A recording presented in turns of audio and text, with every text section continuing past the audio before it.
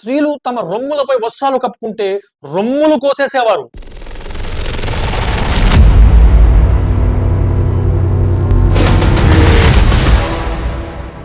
స్త్రీలను వారి కుటుంబ సభ్యుల ముందే బలాత్కారం చేసేవారు. వారి పిల్లలు చదువుకోవాలి అనే ఉద్దేశం వస్తే ఊరి నుంచి బహిష్కరించేవారు. వారు నడిచే దారుల్లో నుంచి వీరు నడవకూడదు. మరి ఎటు నుంచి నడవాలి అంటే పక్క నుంచి, పొలాల్లో నుంచి లేదా ముళ్ళ పొదల్లో నుంచి అసలు నడవాల్సిందే. వారు మంచి దుస్తులు వేసుకోకూడదు, మంచిగా రెడీ కాకూడదు. వారు నీళ్లు తాగాలంటే వేరే బావులు తవ్వుకొని మరి తాగాల్సిందే. వారి పిల్లలు గనక వేదాలు చదివితే నాలికలు కోసేసేవారు. వీరి ముందు నడవాలంటే చెప్పులు చేతుల్లో పట్టుకొని మరి నడవాలి. దేవాలయాల్లోకి ప్రవేశిస్తే ఇక మరణమే. ఇలాంటి దౌర్జన్యం దళితులపై అగ్రకులం వారు చేసేవారు మన భారతదేశంలో. నిజం మాట్లాడితే కొంతమందికి నచ్చకపోవచ్చు, కానీ చరిత్రను అబద్ధం చేయడం ఎవరికీ సాధ్యం కాదు. మరి మన భారతదేశం ఎప్పటి నుంచో ఇలాగే ఉండేదా అంటే లేదు సోదరులరా. మన భారతదేశం ఎప్పటి నుంచో ఇలా లేదు. మన భారతదేశం మరి ఎలా ఉండేది అంటే సత్యయుగం మహర్షి మను రెండో ఆదిపురుషుడు. అప్పుడు ఆయన హిమాచల్ ప్రదేశానికి వచ్చిన ప్రవక్త. అత్యంత పురాతనుడు. ఆయన కాలంలో శాంతి, సమానత్వం, ఏకదైవ ఆరాధనలో భారతదేశం సస్యశ్యామలంగా ఉండేది. ఆయన బోధనలు సత్యం ఒకటే, దానిని ఋషులు విభిన్న పేర్లతో పిలుస్తారు. దేవుడు ఒక్కడే, పేర్లు వేరు వేరు. మొత్తం ప్రపంచం ఒకే కుటుంబం. మన మనసులు సమానంగా ఉండాలి, మనసులో దూరాలు ఉండకూడదు. సత్యయుగం గడిచిన తర్వాత త్రేతాయుగం. త్రేతాయుగంలో రాముడు అయోధ్య కోసల రాజ్యం, ఇప్పుడున్న ఉత్తరప్రదేశ్ లో ప్రవక్తగా వచ్చాడు. ఈయనది అదే సందేశం, శాంతి, మానవత్వం, ఏకదైవ ఆరాధన. ఆయన యుగం గడిచిన తర్వాత ద్వాపర యుగం. కృష్ణుడు, అర్జునుడు సమకాలి మహాభారత యోధుడు. మధుర, ద్వారక, ఇప్పుడున్న యూపీ, గుజరాత్. అర్జునుడు అదే సందేశం, శాంతి, మానవత్వం, ఏకదైవ ఆరాధన. ఆయన యుగం గడిచిన తర్వాత ఇప్పుడు కలియుగం. ఈ కలియుగంలో కాలక్రమేణా మార్పులు వచ్చాయి. క్రీస్తు పూర్వం 1500 సంవత్సరాల్లో అవతరించిన మొదటి ఋగ్వేదాన్ని వదిలేశారు. క్రీస్తు పూర్వం 1200 సంవత్సరాల్లో అవతరించిన యజుర్వేదాన్ని వదిలేశారు. క్రీస్తు పూర్వం 1000 సంవత్సరాల్లో అవతరించిన సామవేదాన్ని వదిలేశారు. క్రీస్తు పూర్వం 900 సంవత్సరాల్లో అవతరించిన అధర్వణ వేదాన్ని వదిలేశారు. గ్రంథాలను వదిలేశారు, అందులో ఉన్న మెసేజ్ ను కూడా వదిలేశారు. కొన్ని నియమాలు పెట్టుకున్నారు, వీరే కొన్ని గ్రంథాలు రచించుకున్నారు. దీని పరివాసంగా నేను చెప్పిన ఈ దళితులపై దౌర్జన్యాలు ఉనికిలోకి వచ్చేసాయి. ఇవి సర్వసాధారణమైపోయాయి. నేటి మోడర్న్ ఇండియాతో పోల్చుకుంటే ప్రాచీన భారతదేశం ఒక సూపర్ పవర్ లా ఉండేది. ఎందుకంటే ఇక్కడ మసాలాలు, పట్టు వస్త్రాలు, వజ్రాలు, ముత్యాలు ప్రపంచంలో అరుదైనవి, కానీ మన భారతదేశంలో పుష్కలంగా ఉండేవి. అందుకే రోమ్ నుండి, అరేబియా నుండి, ఈజిప్ట్ నుండి, సిరియా నుండి, ప్రపంచ నలుమూలల నుండి వ్యాపారులు నౌకల ద్వారా కేరళ నుండి మన భారతదేశంలోకి వచ్చేవారు. నేటికి 2000 సంవత్సరాలకు పూర్వం థామస్ అటువంటి యేసు శిష్యుడు జెరూసలేం నుంచి, కేరళ నుండి మలబార్ కోస్ట్ ద్వారా మన భారతదేశంలోకి ఎంట్రీ ఇచ్చాడు. ఆయన వచ్చి చూడగానే ఇక్కడ దళితులపై దౌర్జన్యాలు జరుగుతున్నాయి. ఇది గమనించి మానవత్వం మంట కలిసిపోతుంది అని భావించాడు. ముందుగా తను విగ్రహారాధనను ఖండించాడు. ముక్కోటి దేవీ దేవతలు ఉండరు, దేవుడు ముగ్గురై అంటే త్రిత్వమై ఉన్నాడు, తండ్రి, కుమార, పరిశుద్ధాత్మ, ఆయనే త్రియేక దేవుడు అని ముక్కోటిని తీసేసి ముగ్గురు ఒక్కడే అని చెప్పేసి యేసు క్రీస్తును ఆరాధించండి, మీకు మోక్షం కలుగుతుంది. జాతి హెచ్చుతగ్గులు ఇక్కడ లేవు, ఇక్కడ అందరూ సమానమే. ఎవరు గొప్పవాడు అంటే యేసును దేవుడిగా ఎవరైతే అంగీకరిస్తారో వాడే గొప్పవాడు అని దళితులపై దౌర్జన్యాలు జరుగుతున్న సమయంలో ఆ చీకటి నుంచి క్రైస్తవ్యం ఒక వెలుతురుగా కనిపించింది. దళితులందరూ కూడా క్రైస్తవంలోకి వచ్చేశారు. రాగానే వారికి కొన్ని సేవా సంస్థలు కూడా స్థాపించాడు ఈ థామస్. విద్య, వైద్యం ఇలాంటి సేవా సంస్థలు స్థాపించి దళితులను బంగారు బొమ్మల్లా చూసుకుంటూ క్రైస్తవ్యాన్ని ముందుకు తీసుకెళ్తున్నాడు. ఆశ్చర్యం ఏంటో తెలుసా, ఇంకా యూరప్ కంట్రీలలో క్రైస్తవం ఇంకా ముందుకు వెళ్ళలేదు, కానీ భారతదేశంలో క్రైస్తవ్యం ముందుకెళ్ళిపోయింది. ఇక్కడ క్రైస్తవ్యం ఎంతగా బలపడిందంటే ఒక దశలో మేమే దేవుని కుమారులము, మీరందరూ అజ్ఞానులు నరకానికి వెళ్తారని ఈ దళితులే అగ్రకులం వాళ్ళని ఛాలెంజ్ చేసే పరిస్థితికి వచ్చేసింది క్రైస్తవ్యం. ఎక్కడైతే క్రైస్తవ్యం పుంజుకోలేదో ఆ ఏరియాల్లోకి 610 ఏడిలో కేరళలో నుండి అదే మలబార్ కోస్ట్ నుంచి మన ముస్లిం సోదరులు మన భారతదేశంలోకి మళ్ళీ వ్యాపార నిమిత్తమే ప్రవేశించారు. వారు వచ్చిన తర్వాత వారికి ఇదే పరిస్థితి ఎదురైంది. వారు ఉదయం నుంచి సాయంత్రం వరకు ఈ అగ్రకులాల వారితో వ్యాపారం చేసుకునేవారు. సాయంత్రము పూరి గుడిసెల నుండి దళితుల ఇళ్లకు వెళ్లి దడి కొట్టి మరీ వారిని పిలిచేవారు. వారు పొద్దంతా అగ్రకులం వారితో వీరు వ్యాపారం చేసిన విషయాన్ని చూసిన దళితులు మీరేంటి మా దగ్గరికి వచ్చారు, మేము అంటరాని వాళ్ళము, మమ్మల్ని తాకకూడదు, ఇది ఘోరము నేరము పాపము, మేము వెళ్ళిపోండి అంటే, లేదు లేదు, ఖురాన్లో ఒక వాక్యం ఉంది, తెల్లవాడు నల్లవాని కంటే గొప్పవాడు కాదు, నల్లవాడు తెల్లవాని కంటే గొప్పవాడు కాదు, అరబ్బు ఏతడి కంటే గొప్పవాడు కాదు, అరబ్బు ఏతరుడు అరబ్బు కంటే గొప్పవాడు కాదని ఖురాన్లో ఉంది.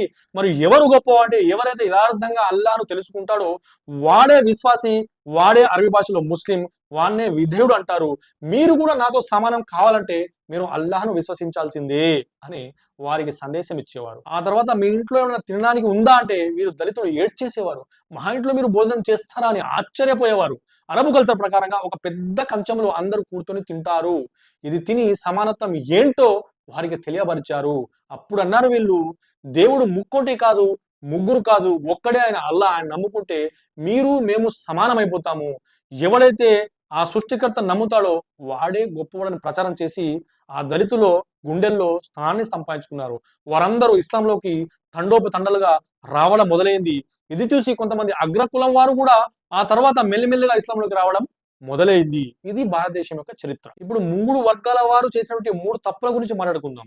ఎప్పుడైతే క్రైస్తవ్యం భారతదేశంలోకి ఎంటర్ అయిందో అప్పుడు అగ్రకులం వారు అందరూ వచ్చేసి, మీరు క్రైస్తవ్యంలోకి వెళ్ళకండి, ఎందుకంటే మన దగ్గర కూడా గ్రంథాలు ఉన్నాయి, ఆ గ్రంథాలను వదిలేసి మా ఇష్టారాజ్యంగా మేము జీవితం గడిపి మీపై దౌర్జన్యం చేశామని తప్పును ఒప్పుకొని ఆ గ్రంథాల ప్రకారంగా నడవండి, మన గ్రంథాల్లో కూడా అందరూ ఒక్కటే సమానంగా ఉండాలనే మెసేజ్ ఉంది, దేవుడు ఒక్కడే అని చెప్పి ఇక్కడ కూడా ఉంది అని ఉంటే ఈ రోజు క్రైస్తవం పెరిగేదా?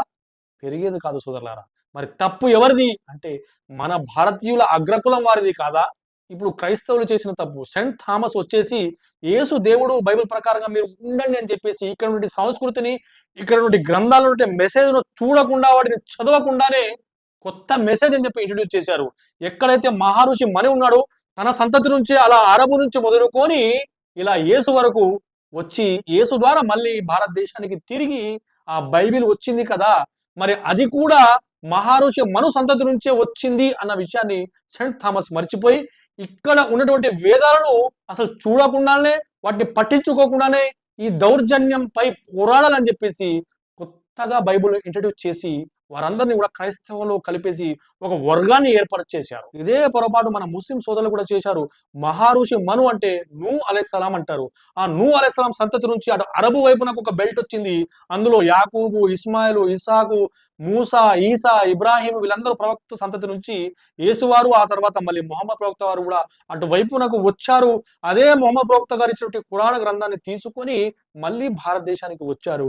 వచ్చి ఈ భారతదేశంలో ఖురాన్ సందేశాన్ని ఇచ్చి వీళ్ళందరినీ ఒక వర్గంగా క్రియేట్ చేసి ఇక్కడ వీళ్ళను మార్చడం జరిగింది. కానీ అదే మహర్షి మను సంతతి నుంచి కొంతమంది ప్రవక్తలు వచ్చారు. ఆ మహర్షి మను సంతతి ఎవరు, తన గ్రంథాలు ఏవి, అందులో ఏ మెసేజ్ ఉంది అని గమనించకుండానే ఒక కొత్త మెసేజ్ లా ఇంట్రడ్యూస్ చేసి ఒక కొత్త వర్గాన్ని క్రియేట్ చేసి ఈనాడు ముఖ్యంగా ప్రధానమైన 3 వర్గాలుగా చీలిపోయాం మన భారతీయులం. ఒకటి హిందూయిజం, 2 క్రైస్తవ్యం, 3 ఇస్లాం. తన్నుకొని చస్తున్నాం, ఒకరిపై ఒకరు దండెత్తుకుంటున్నాం, ఒకరు భారతీయులు అంటే మరొకరు భారతీయులు అంటున్నాం. అందరము భారతీయులమే, కానీ పెద్దలు చేసిన తప్పులకు ఇప్పుడు మేము బలి కావాలని యువత ప్రశ్నిస్తుంది. వేదాలు పూజారులకే పరిమితమయ్యాయి. దీని కారణంగా సామాన్య పౌరుడికి వేద సారాంశం తెలియక వాళ్ళు డైనిమాలో ఉన్నారు. అసలు హిందూ ధర్మం కరెక్టేనా? ఇలా ఉంటున్న ధర్మం అంటే మేమే చేతులతో తయారు చేసుకున్నాము, మేమే దాన్ని నిలబెడుతున్నాము, మేమే నిమజ్జనం రోజు కాళ్ళతో తొక్కి చంపేస్తున్నాము, మేమే ఒక పామును పూజిస్తున్నాము, మేమే ఒక ఎలుకను పూజిస్తున్నాము, మేమే ఒక పందిని పూజిస్తున్నాము, మేమే ఒక చెట్టును పూజిస్తున్నాము, మేమే దాన్ని పూజిస్తున్నాము, దీన్ని పూజిస్తున్నాము, ఎన్ని పూజలు చేయాలి అనే ఒక భ్రమలో బ్రతుకుతున్నారు మన సామాన్య హిందూ సోదరులు. ఎందుకు అంటే పూజల దగ్గరనే ఈ వేదాలు ఆగిపోయాయి.